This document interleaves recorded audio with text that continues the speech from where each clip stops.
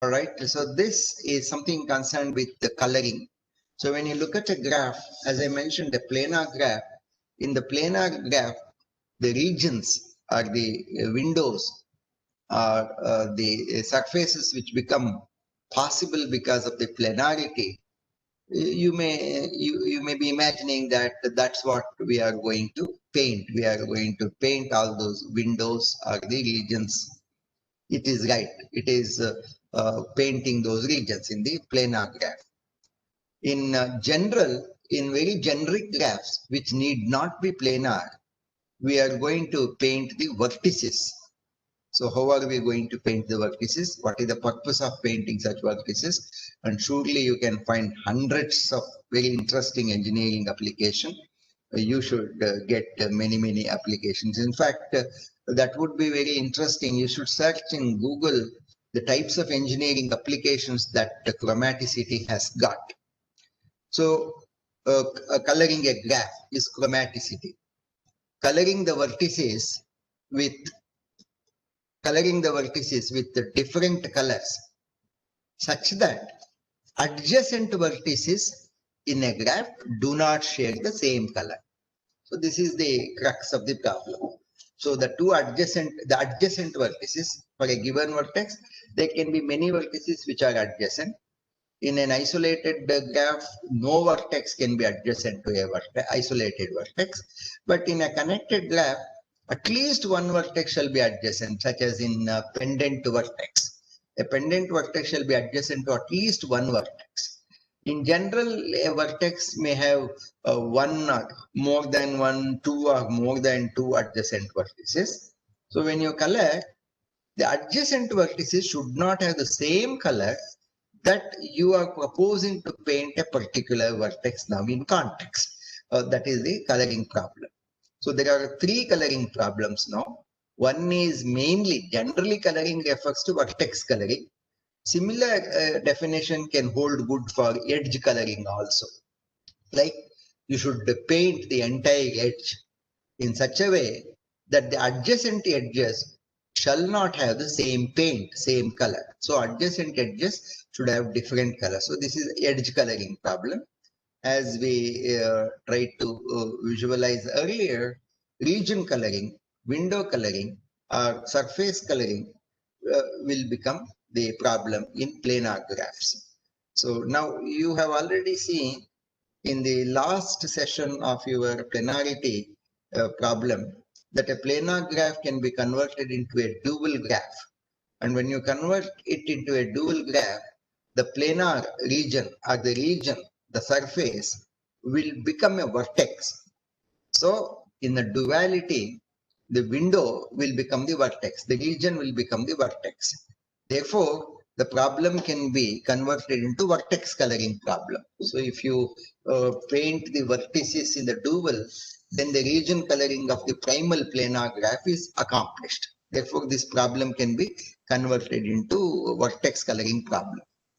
In fact, while speaking about duality of the planar graphs, I also introduced to you there is another type of duality called edge and vertex duality. Can you redraw the graph such that the edge of a primal graph becomes the vertex in the dual graph? This is what is the edge vertex duality. So an edge of the primary graph becomes the vertex in the dual graph. So edge adjacency should be maintained as vertex adjacency in the graph. So if you do that, vertex coloring problem again gets extended to edge coloring also. So all these the remaining two problems of edge coloring and region coloring also become the problems of vertex coloring if we convert convert a given graph based on edge vertex duality or convert the given planar graph based on region vertex duality. So ultimately it becomes the vertex coloring problem. However, edge coloring can be done independently, can be addressed independently, and region coloring can also be addressed independently.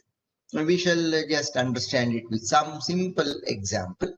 So before we go to actually vertex coloring, you should see parallel edges. Parallel edges do not affect the coloring, because if the edges are more in number, vertex coloring problem will not get affected. Surely edge coloring problem may get affected because the parallel edges are adjacent. However, parallel edge being adjacent, it should not have the same color. Therefore, generally parallel edges shall not affect color. Therefore, you better remove the parallel edges. Self loops lead to contradiction. See, self loop tells same vertex is the end vertex.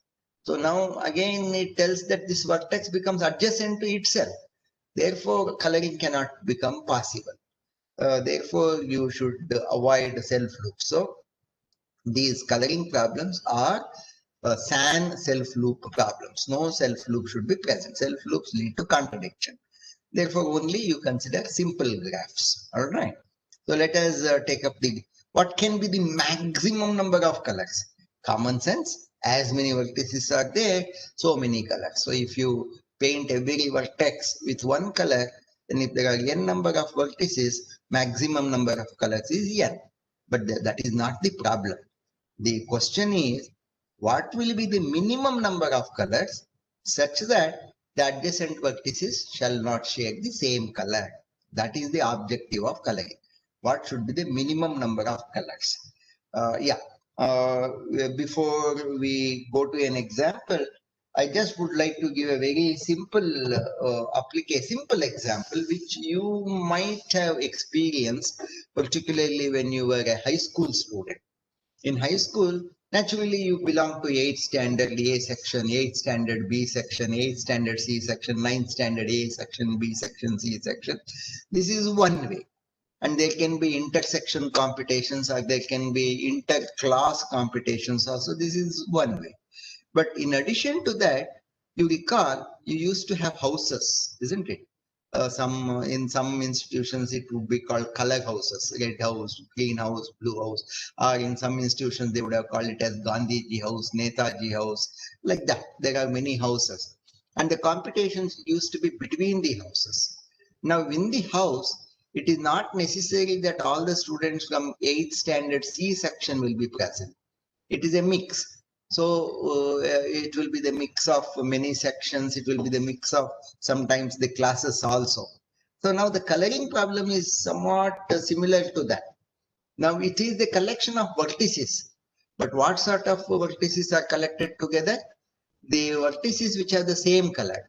But the vertices which are the same color are certainly not adjacent vertices. They are at least separated by a distance of 1. At least it is separated by one separation distance, isn't it? So this is this coloring will definitely lead to a problem of grouping the vertices, or clustering the vertices, or classifying the vertices. An important problem in data science, an important problem in big data, an important problem in big data analytics and machine learning also. But then here we see that it is a collection of vertices of the same color which are not neighbor vertices, which are not neighboring vertices. That is the interesting point here. Okay. So the objective is to minimize the number of colors that we use to paint the graph. So let us take a very simple example. So naturally there are 5 vertices. Maximum number of colors will be 5. We paint this with blue, red, green, yellow, cyan, like that. Then it will become 5 colors, and each color will have 1 vertex. But our objective is to minimize the color. So if I use some color here, let us say red color or blue color here in V1, same blue cannot be used for V2 because it is adjacent. Same blue cannot be used for V4 because it is adjacent. Same blue cannot be used for V3 because that is adjacent to V1. Is it okay? Suppose you use, let us say, some color, let us say red color for this. If you use a red color for V3, that color cannot be used for V5. That color cannot be used for V2. That color cannot be used for V4. That color cannot be used for V1. Isn't it? That's the problem.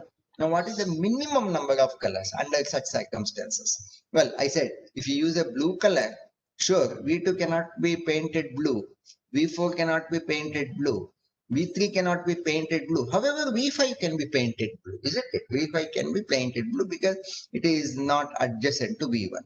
So now in the blue partition, I will find V1 and V5 together. I will have V1 and V5 together.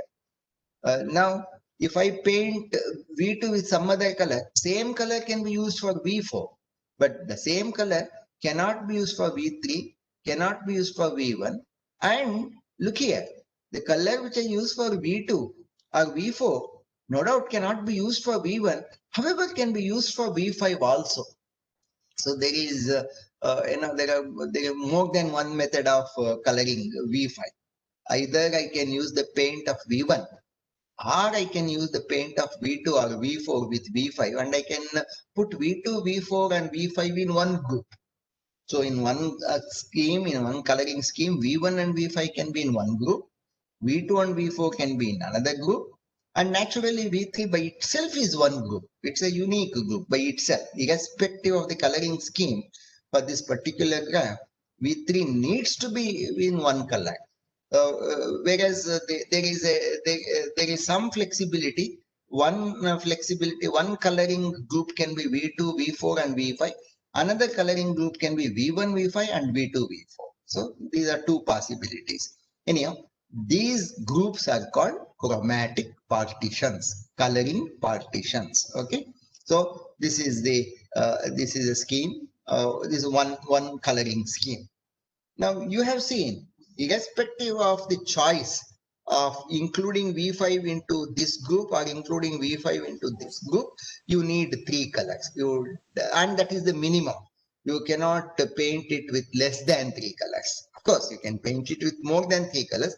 So the minimum number of colors is minimum 3. So that's the minimum 3. Can you guess why it has got to be minimum 3? Can you predict that the minimum 3 colors should be used using some concepts of subgraph or whatever you have learned till now? In the meantime, while you are guessing that, in the meantime, we get the partitions. So chromatic number is 3, and therefore you get 3 color partitions. One partition is a red partition, which is V1 and V5 here. And another partition is blue partition, which is V2 and V4. And another partition is V3 green. Okay. Of course, this need not be a very unique partition, while V3 is a unique partition. Between these two, there can be some flexibility. You have just seen in the discussion.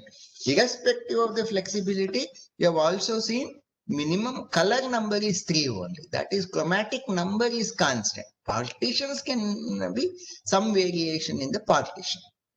Okay. Now the question is why it has got to be 3. You should start thinking. So then we will go ahead and see. See, I have already told, we will take one more example. This appears like a non-planar representation. And now let us try to color this. Okay, this appears like a non-planar representation. All right. In fact, this is strictly not a non-planar representation. You could have had a planar isomorph of this particular graph also. But then, okay, all right, it is non-planar. And this also chromatic number, minimum colors will be 3 here. Why it has got to be 3? Think about it. And then this can be one partition, right? So here, this is some color, and the same color is given to V4 because V4 is not adjacent to V1, and blue color is shared by V3 and V5. And again, V2 uniquely has its own color. V2 is adjacent to every other vertex. You should note that V2 is adjacent to every other vertex. Is that okay? So the color partitions are V1, V4 in one partition, V3, V5 in another partition, and V2 itself is in one partition. These are the chromatic partitions. All right. Okay. Then in a complete graph, since every vertex is adjacent to every other vertex, see, if you consider a complete graph, every vertex is adjacent to every other vertex. So as many vertices are there in a complete graph, so many colors have got to be used. So every vertex has got to be painted differently. Therefore, our complete graph has got to be R chromatic. Will it make any sense now? Yes, let us see. In this graph or in this previous graph, look at a subgraph. This subgraph, when you take this subgraph, this is 4-vertex graph, no doubt, but it is not 4-vertex complete graph because one more edge is still missing. Had there been that edge, then this would have become a 4-vertex complete graph. But there is a 3-vertex complete graph, isn't it? So since 3-vertex complete graph requires minimum 3 colors, the minimum chromaticity of this graph should be 3, isn't it? That is the minimum bottom level, minimum bound, lower bound. And the upper bound, it is the n colors. Upper bound is n, lower bound is 3. So the coloring should be less than 3 cannot be possible. Coloring should be somewhere between 3 and 5. That should be possible. And here 3 is quite optimal. So even in this problem, you can see there is a triangle, and triangle is the complete subgraph. Here is a quadrilateral, but that is not a 4-vertex complete graph. Okay. Had that been a 4-vertex complete graph, the chromatic number of this graph would have become 4. But it is not a 4-vertex complete graph. As a whole, this is not a 5-vertex complete graph. Therefore, the minimum color is 3. Okay, because there is a 3-vertex complete graph here. All right. Okay. So that's what it tells. In a complete graph, since every vertex is adjacent to every other vertex, each vertex should be painted differently. Hence, our complete graph is R chromatic. Okay. Therefore, if the graph has a subgraph which is R complete, then the graph has got to be minimum R chromatic. All right. That is the minimum bound. An even circumference circuit, if there is a graph which has got only one circuit and it has got even number of edges, then an even circumference circuit is bichromatic. And odd circumference circuit requires 3 colors. Bichromatic gives a unique partition. All right, partition of vertices shall definitely be unique. Whereas a trichromatic circumference need not give a unique partition of vertices. Chromatic partition is unique in case of even circular circuit. Our circular circuit is not at all uniquely colorable. It can be differently colorable. You take any tree is always bichromatic. Tree is always bichromatic. So bichromatic graphs give rise to bipartite graphs. Remember one bipartite graph we had studied, the Kuratowski's bipartite graph K33, which is the first non-planarity with minimum number of edges. That is a bipartite graph, and that can be bichromatic graph. So every bichromatic graph gives rise to bipartite graph. Okay. All right. So chromatic partitions. So chromatic partitions are the partitions which happen because of the coloring of the graphs. In fact, a chromatic partition is also would also give rise to an independent set. Let us see what is an independent set. A set of vertices in a graph is said to be an independent set or internally stable set if no 2 vertices in the set are adjacent. So naturally, coloring assures no 2 vertices are adjacent. So it is a set of vertices such that no vertex is adjacent to any other vertex in that set. So non-adjacent vertices should be in the set. That is what is an independent set. Okay. So there are plenty of applications. Independent set. Now, a maximal independent set, naturally you can understand, you can extend the definition. A maximum independent set is that set from which no vertex can be removed. All right, no vertex, no further vertex can be added into that. All right, no further vertex can be added. Addition of vertex is impossible, and that is fully filled up independent set. A fully filled up independent set is the maximal independent set. A fully filled up independent set does not mean it should have large number of vertices. It can have less number of vertices also. So in a maximal independent set, the interesting point could be the one with the least number of vertices and the one with the largest number of vertices. Both are equally important. Okay. And generally, maximal independent set is of greater importance. Maximal independent set. So maximal refers to largest number of vertices that can be possible in an independent set for a given graph. That is maximal. Another is minimum maximal independent set. Another is minimum maximal independent set. Okay. All right. Let's look at this example and let us see what are the independent sets possible. Of course, I have already listed here. So if I put A and E into one set, you cannot add any other vertex into this set. Can you add any other vertex into this set? Impossible. So if you try to add any vertex, that will become either adjacent to A or adjacent to E. So this is minimal maximal independent set. Minimum maximal independent set.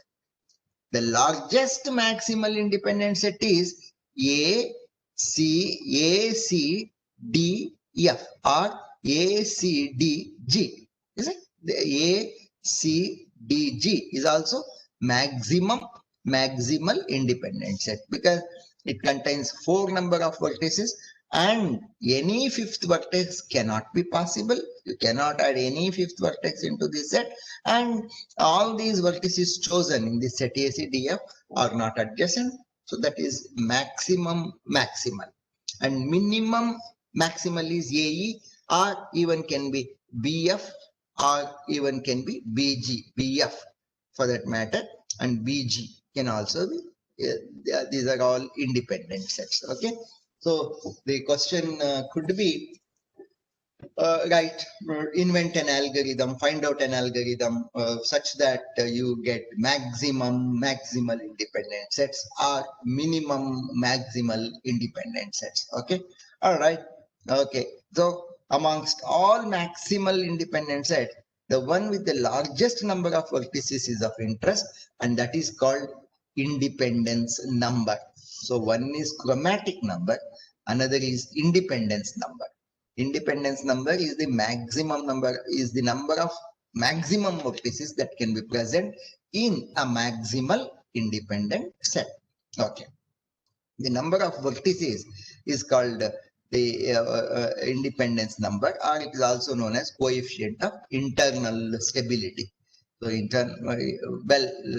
you people have not done control system, so you will not be knowing what is stability, internal stability, etc. Anyhow, all right. So let us see what there are plenty of algorithms. One is coloring. Once you start coloring the vertices, and the one which gives the one chromatic partition where it contains the largest number of vertices, if you can get that, that gives the maximal independent set. So all chromatic partitions are independent sets. You know that. Okay. So let us try one depth first search starting from any vertex. So if I start from say vertex A, then of course, I'm showing you the diagram. As a teacher, I have this flexibility, but for you, it is not the diagram which is visible. It is A matrix or X matrix. You have to start from there, and you have got to visualize what is being visible as a diagram. So A, and then B is adjacent. Therefore, B cannot be painted with the same color that you would use for A. So B cannot be painted. Therefore, you backtrack. So my depth going to B is unsuccessful. Therefore, I backtrack. Is it all right? So now I will start thinking, including into the set. B cannot be included. So I will start thinking including D into the set. So I can start thinking C into the set. Yes, A is not adjacent to C. C can be included into the set. Now I go further to the depth. When I go to depth C, now C, the next search might tell that how about including D? Yes, C is not adjacent to D, therefore it can be included. Now I can go to the further depth. When I go to D, it tells how about including E. E cannot be included because E is adjacent to D, therefore backtrack. So come back to D. Now start thinking including any other vertex. Can F be included? Yes, F definitely can be included because F is not adjacent to D. Yes, it is included. Then from F, I go to the depth, I go to G. All right, G cannot be possible. It is done. And similar, and in the whole process, I have gone through, I have scanned all vertices in the gap A, B, C, D, E, F, G. So all vertices are exhausted. There are no more vertex to be tried. Therefore, in the set, A, C, D, F will be present in the set, and that is that tells that ACDF can be colored using one color. So one color is done. Now you color it and now repeat the same depth first search. Now start with those uncolored vertices only, which are the uncolored vertices B and G. You start trying tracing them, coloring them, okay? And you can use the depth first search strategy. Now let us see, you can use different types of depth first search. I have suggested one here, that's all. You can think of any other, okay? And you can arbitrarily start. There is no need that you have to start from A at all. You could have started the search from E, you could have started the search from B, you could have started the search from C. It all depends upon what is your initial choice to start. Okay, let us see how breadth first search could possibly be tried. Maybe breadth first search. I would put A, and then I can go to B, I can go to C, I can go to D, I can go to E, I can go to F, I can go to G, I can start from anywhere. And if I were to start from A, then what are the things that I propose including? I can propose including B, but this will be bound because B is adjacent to A. There is no point in including B into this set. And then I can propose including C. Yes, I can include, no doubt. And I can propose including D. Yes, I can include D into A because A is not adjacent to D. I can propose including E. Yes, I can definitely include E because E is not adjacent to A. And I can propose including F. Yes, definitely you can include F. It is not adjacent. Similarly, I can propose including G. Yes, surely you can include G. And similarly, you try the same reasoning at B, same reasoning at C, same reasoning at D, and you will get all branches, all breadth possible. Now let us go to the next level. Of course, there is no want for the want of place, spatial spread is not available here. I'm not showing. You can do it. Of course, your algorithm will do that. So when you go to C now, let us try to include which can be included. Already ABC is tried, so your choice is to include D. So now see whether C is adjacent to D. No, therefore it can be included. C is then try including E, but E is unfortunately adjacent to C, therefore it is bound. And EC is you try including F. Yes, you can include F because F is not adjacent to C. Similarly, you can try G because G is not adjacent to C. Okay, like that you start reasoning and all branches will be there. Like that, for example, here one branch from E, you can try including F, you can try including G. Both are adjacent, therefore it will be bound. So number of bound cases will be increasing as you go to the further depth. So now let us go to this and see what are the branches. At D, you can start including it's like that you can go ahead and reason out. And at D, when you see what can be included, see till now you have tried A, B, C, D. So you plan including F, plan including E. E cannot be possible. Then you plan including F. Yes, F can be possible. Yes, G can be possible. Therefore, ACDF, ACDG will become one set. Like that, you will get all other sets. Okay. That's the interesting way of solving the problem. Well, then there is a lot more intelligence which can be tried. Lot more interesting things are there. Maybe you wait for the question in the final assessment. Okay. All right. There is another very interesting method, a Boolean algebra based method. I don't want to take it to a greater depth but of course, I would just like to tell you what is that I don't want. See, an edge represents adjacent vertices, isn't it? So these adjacent vertices should not be in the same set, isn't it? They should not be in the same set. So now you write down all adjacent vertices and negate that because you don't want them to be in the same set. So write down all adjacent vertices and then negate that. Like De Morgan's theorem, like Boolean algebra. Negate it. We don't want this. Negate it. So you know now that it is a sum of a product and it is a negation of sum of product. So negation of sum of product, we expand it using De Morgan's theorem. What is De Morgan's theorem? So this sum of product becomes product of some form, isn't it? And this negation will be here. And then keep on solving this like Boolean algebra problem only. Well, of course, as the number of variables increase, you cannot use Cognomap to solve this. You have got to use what is called Quine-Mikulski's procedure, or you have got to use some standard principles of Boolean algebra, and then you can start solving it. For this reason, I shall not go into depth, but having introduced so much of importance, like you start using all these Boolean identities, A into A is A plus A is A into A plus B. Of course, if you take out A common, it becomes 1 plus B. 1 is Boolean high. Therefore, A into 1 plus B surely becomes A into 1. That is equal to A. And all these identities and start simplifying. When you start simplifying, this is the expression you will get. What does it tell? It tells that you can try 1, 2, 3, 4, 5 different chromatic partitions possible. But there is a negation sign. What is that trying to tell?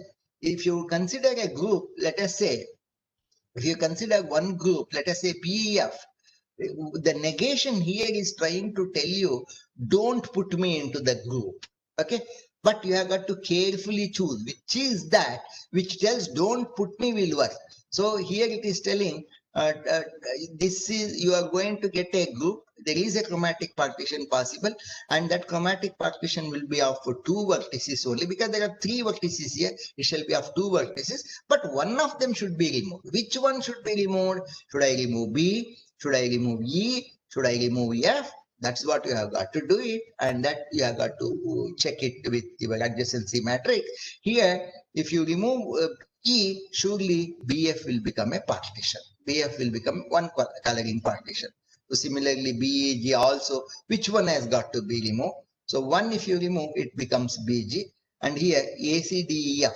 So you remove you remove 1, 1, someone. If E is removed, ACDF is one partition. Of course, AE is also a subset which can be derived from this. So this negation tells try removing me, try removing me, try removing me, try removing this vertex. So that is the, and then remove 1 at a time, remove 2 at a time, remove 3 at a time. Like that, you will get all chromatic partitions. So this is the Boolean algebra based method. But of course, this is a very, very powerful method, very strong method.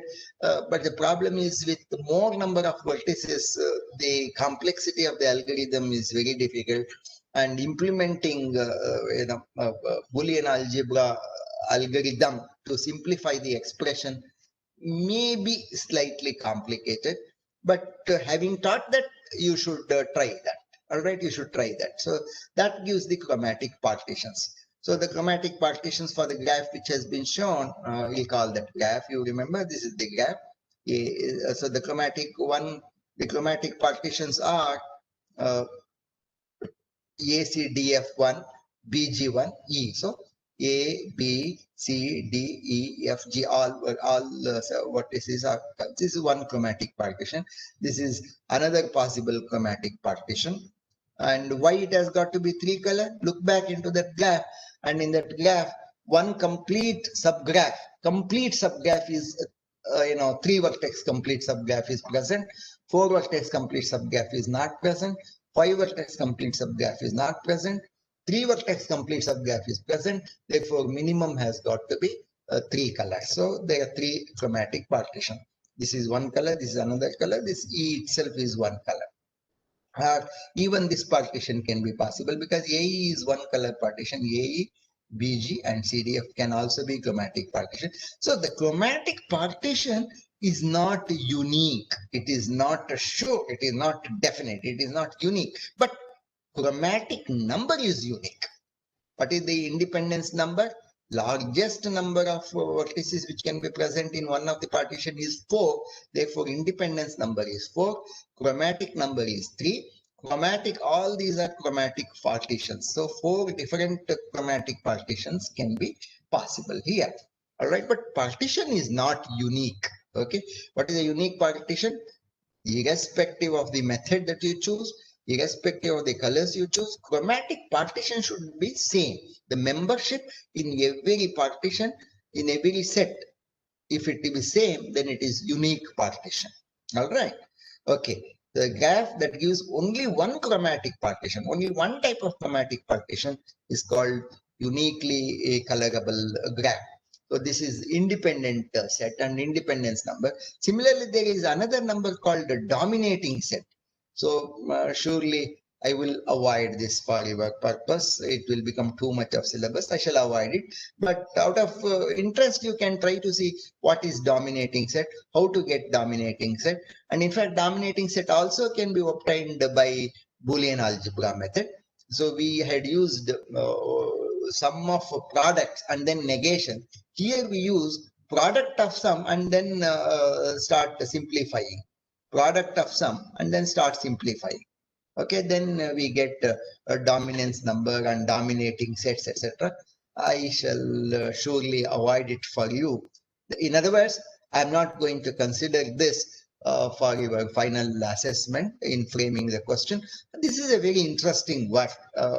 Dominating set is also engineering wise very important application.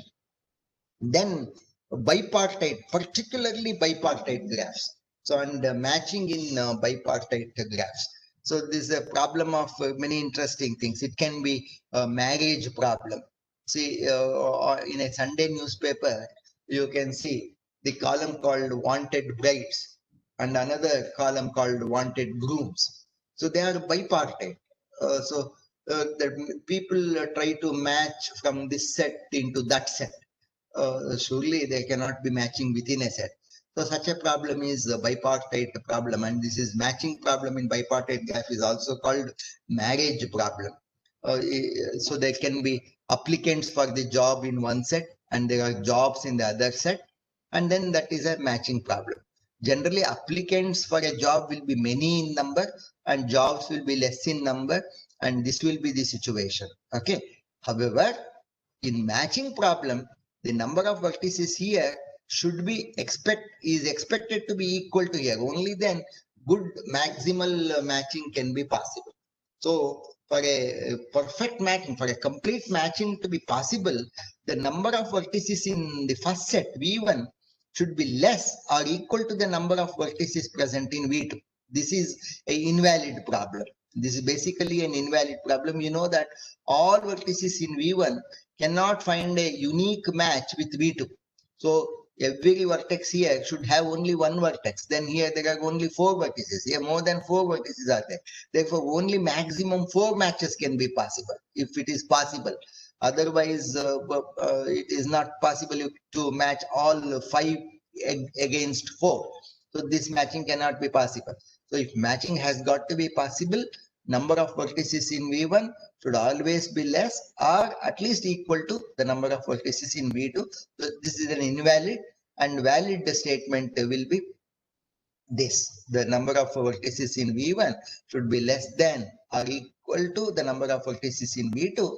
Then there is a possibility that every vertex here can find a matching here. There is a possibility, provided the matching interest is distributed. For example, look at this vertex.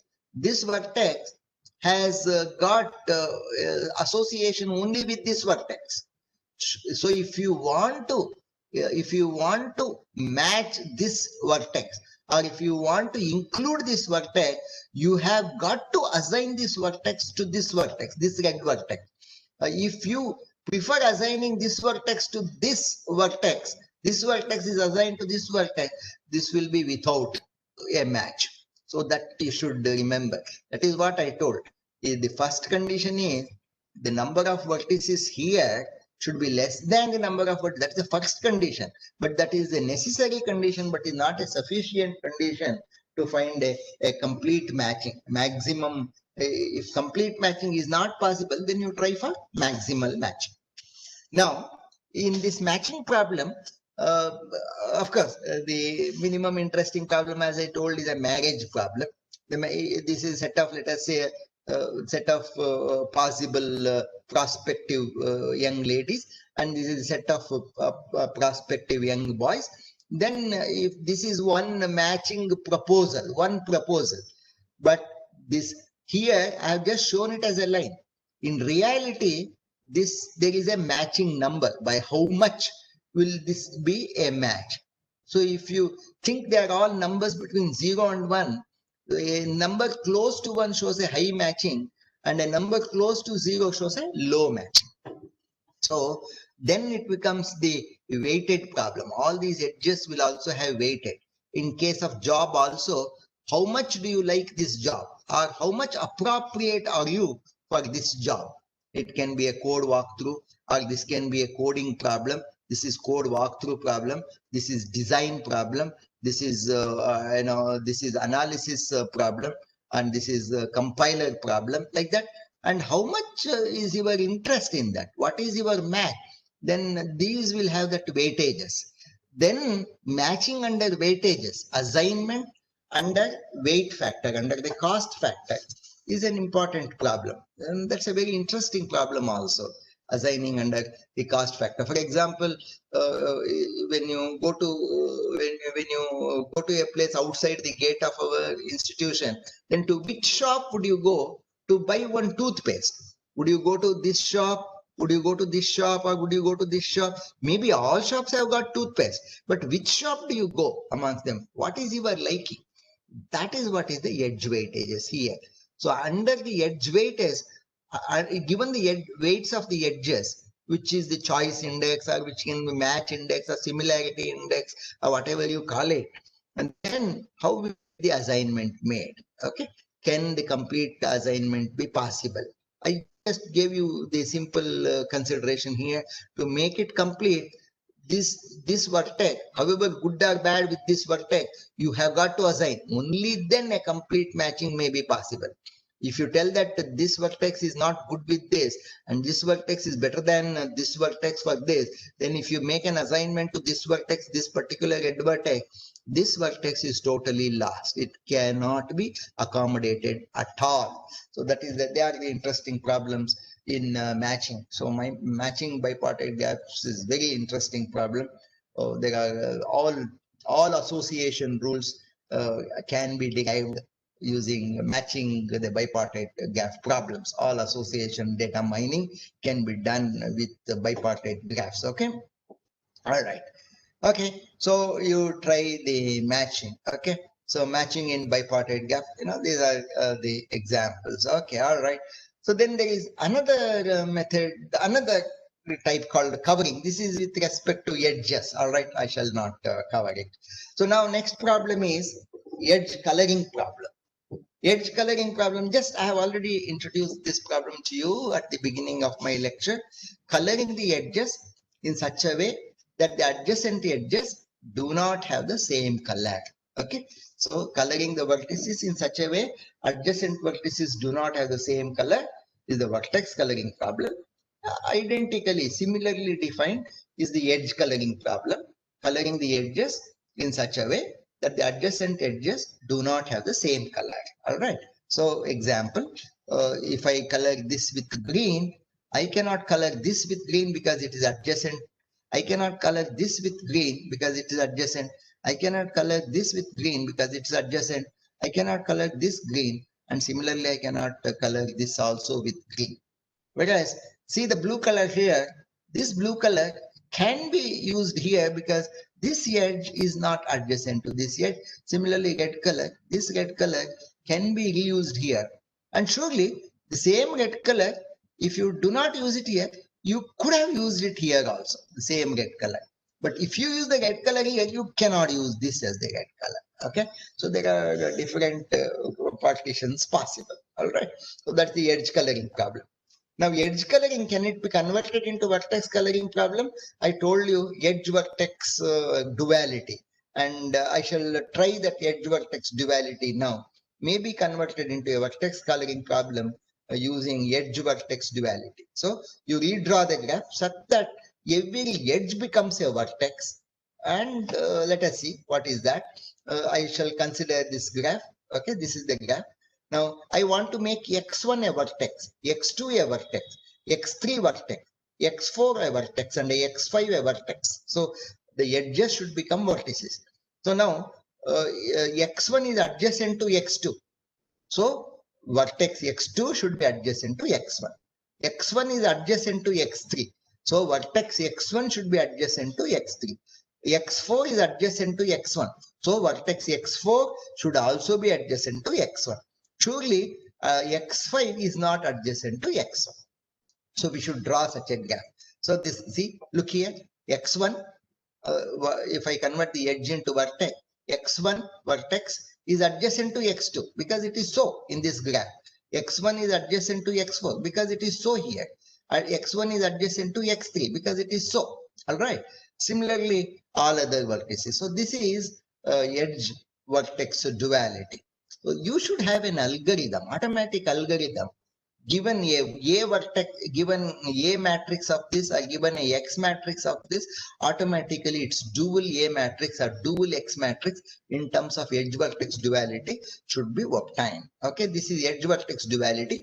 Once you draw this gap, then the problem is vertex coloring problem. You need not focus on edge coloring. You can focus on vertex coloring problem. So this is what is edge vertex duality. In fact, I had spoken without a picture, without a diagram in the planarity class also. And now the other problem is region coloring problem in planar graph. Very specific to planar graphs. No other graph. It is region coloring is very specific to planar graph. I have already told you, convert the primal planar graph into dual planar and then start painting the vertices, and then it becomes a vertex coloring problem again. But the planar coloring is self-understandable problem. The maximal planar graph, already you have seen when you discussed planarity in the last class, is the triangular faces. That is the maximum. So you can see this is a 4-vertex complete graph, and it has got 3 regions and the 4th region outside. You can see all 4 regions are adjacent to each other. See this outside region, C4 is adjacent to C2, C4 is adjacent to C1, C4 is adjacent to C3, C3 is adjacent to C2, C1 is adjacent to C2. Therefore, all the 4 regions should be painted with 4 different colors. In fact, that is the most interesting conjuncture in coloring, planar graph coloring. It is called 4CC, 4 color conjuncture. It tells that minimum 4 colors are necessary to color a planar graph. Minimum 4 colors are necessary to color a planar graph. Here, the problem is painting the regions, not painting the vertices. It is painting the regions. Okay. All right. Okay, so face vertex duality can be converting that that will convert it into vertex coloring problem. Okay, this is the coloring problem. So, okay, so you can now start imagining the types of problem that could be possible for your final assessment. In the final assessment, recall only one problem will be assigned to one person, and every person shall be independent. So there shall be 47 or 46